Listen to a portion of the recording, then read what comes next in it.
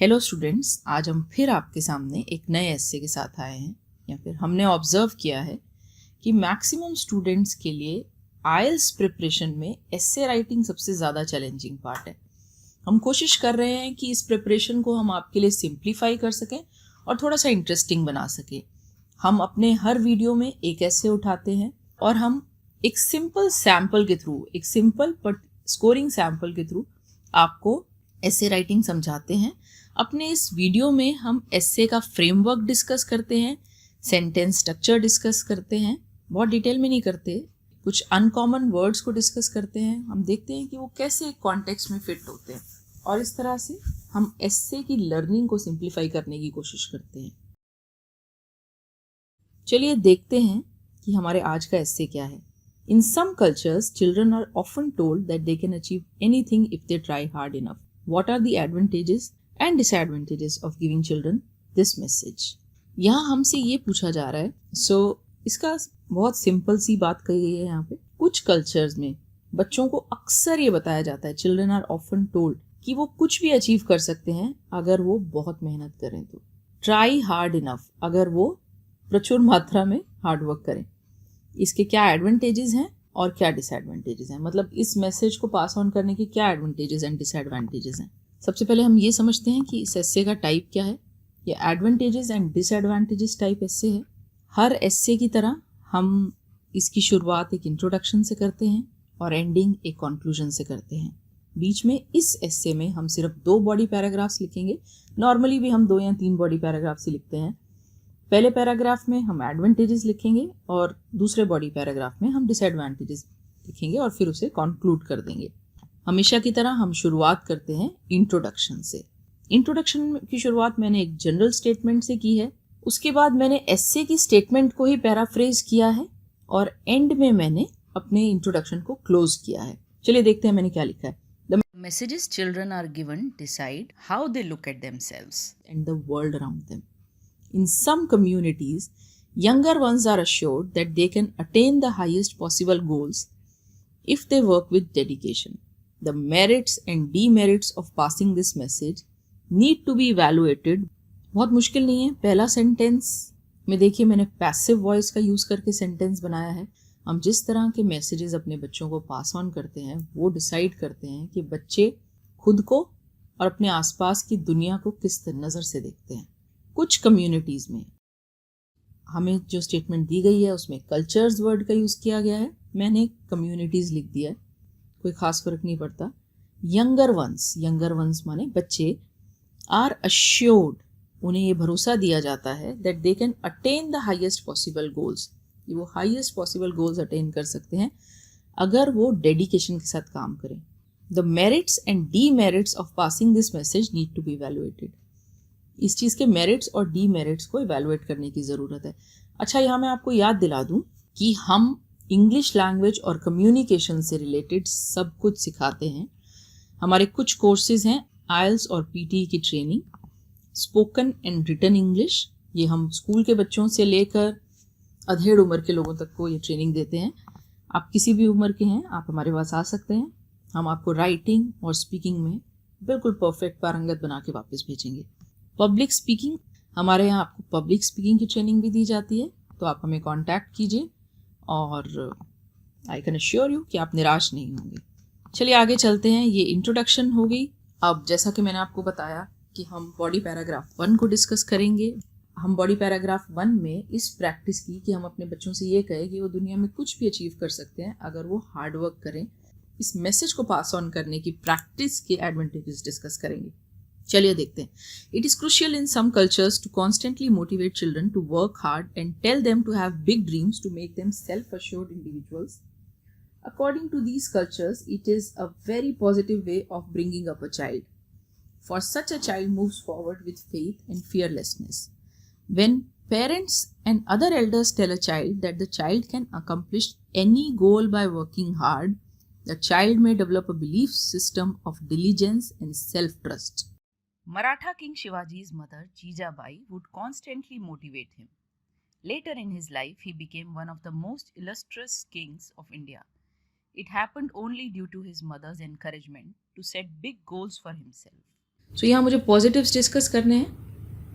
It is crucial in some cultures to constantly motivate children to work hard and tell them to have big dreams to make them self-assured individuals.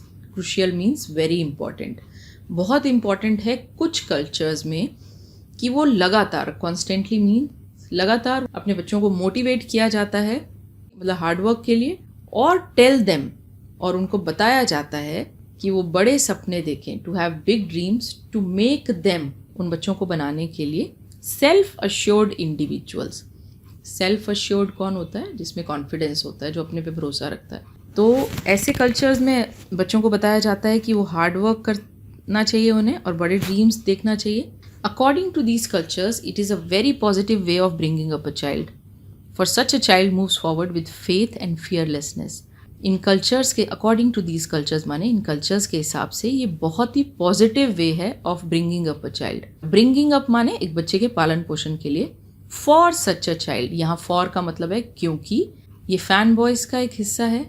अगर आप grammar की classes लेना चाहते हैं तो आप हमें कॉन्टैक्ट कर सकते हैं. For such a child moves forward with faith and fearlessness.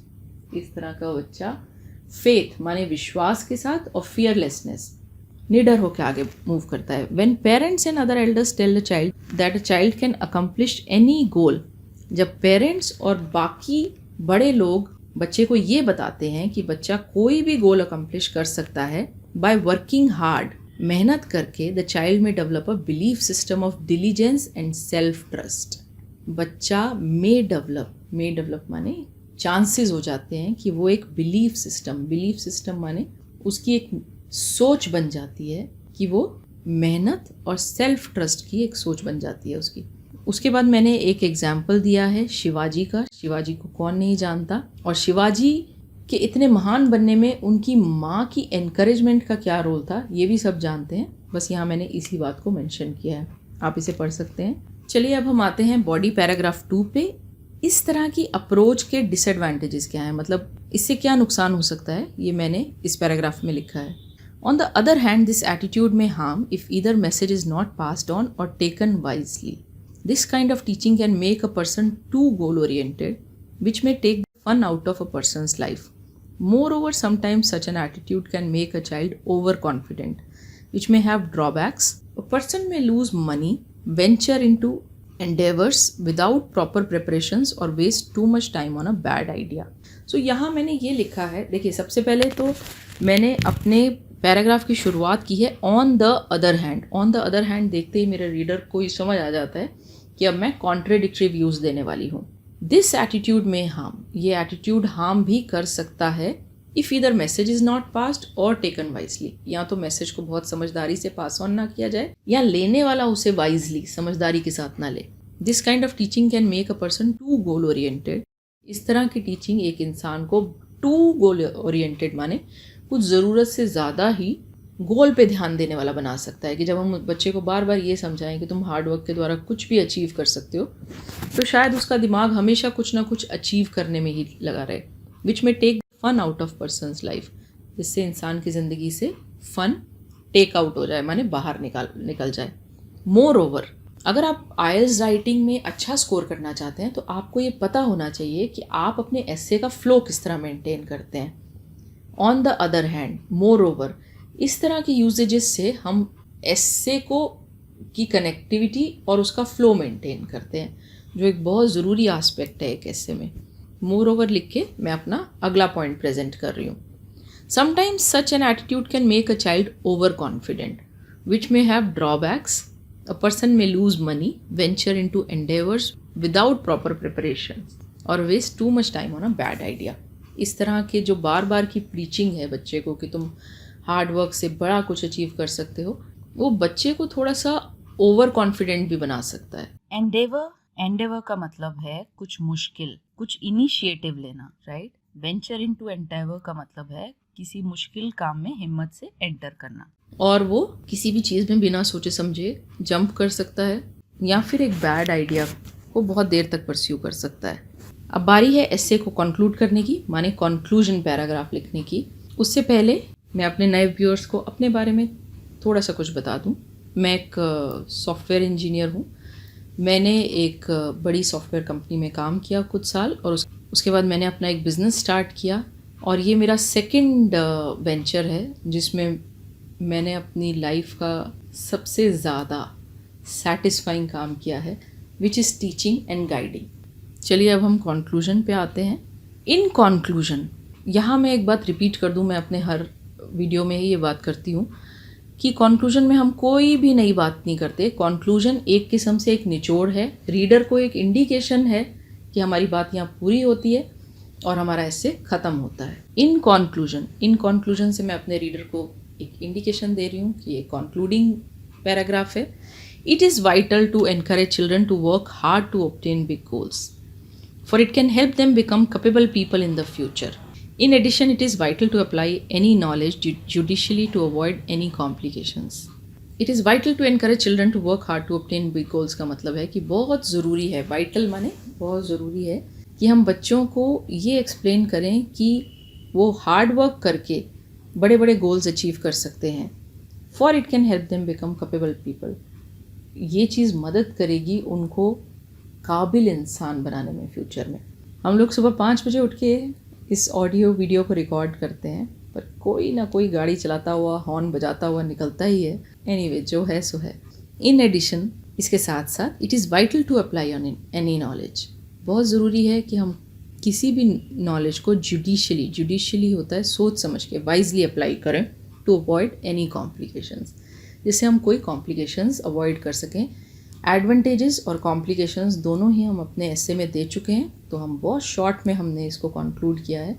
आपको इन बातों का ध्यान रखना है, नहीं तो आपका एसे अननेसेसरीली लंबा हो जाता है और बेकार लगता है। सो यहाँ हमारा एसे ख़त्म होता है। आई एम श्योर आपने कुछ नए वर्ड सीखे होंगे, आपको एसे राइटिंग में मदद मिली होगी, और इतना ही नहीं, आपको सैम्पल रीडिंग के बोरिंग प्रोसेस से छुटकारा मिला होगा। आपको आई एम श्योर ऑडियो सुनने में ज़्यादा मज़ा आता होगा और सिंपल लगता होगा। आप हमें प्लीज़ मैसेज कीजिए, आप हमें बताइए अगर आपको हमारी कोई हेल्प चाहिए अपने आइल्स प्रिपरेशन में, और हमें ये भी बताइए कि हम फ्यूचर में किस तरह का कंटेंट लेकर आएँ। आपको आइल्स प्रिपरेशन का क्या पार्ट है जो सबसे ज़्यादा मुश्किल लगता है?